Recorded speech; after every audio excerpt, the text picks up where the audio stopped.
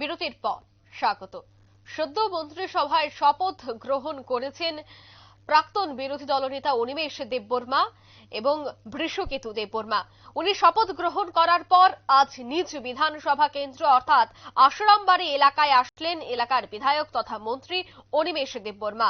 ওনার সাথে ছিলেন বিধায়িকা স্বপ্না দেববর্মা, এমডিসি সহ অন্যান্যরা। আজ আশরামবাড়ি টাউন হলে ওনাকে সংবর্ধনা দিলেন দলীয় কর্মী, কার্যকর্তারা এবং সমর্থকরা।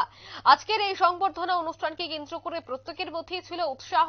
তিনি প্রথমবারের মতো মন্ত্রী হয়ে ওনার বিধানসভা এলাকায় আসতেই ওনাকে প্রথমেই সংবর্ধনা জ্ঞাপন করা হয়। সে বিষয়ে উপস্থিত অতিথিরা কি বলছেন বক্তব্য রাখতে গিয়ে শোনাবো। কোন সময় গুন্ডারোগ ফাইল নাই। আমি এডিসিও যখন ডেপুটি সিএম অনেক গুন্ডারোগ ফাইল সাবাই দেখা যদি অমংয়া গাই ঘুমলং হর নাই আবু রুখাই 22 বছর তপসাইনি বরফনি তামনা আবু খানা তুলাসীকব বরকান দিতাম নাই আবু বাংসি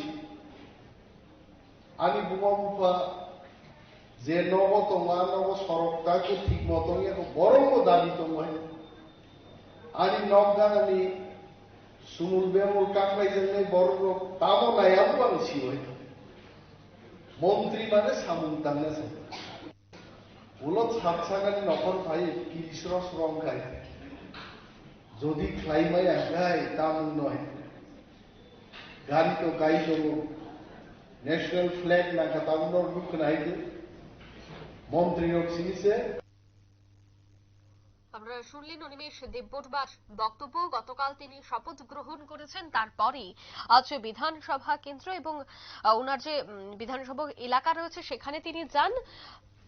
বিধানসভার যারা নেতৃত্বরা রয়েছেন তাদের সাথে কথা বলেছেন। মূলত কিভাবে আগামী দিনে সংগঠনকে আরো মজবুত করা যায় তার জন্যই তিনি বক্তব্য রেখেছেন এবং তিনি দায়িত্ব গ্রহণ করার পর কি কি কাজ রয়েছে আগামী দিনে প্রত্যেকটা বিষয় নিয়েই কিন্তু আজও আলোচনা করেছেন মন্ত্রী অনিমেষ দেববর্মা।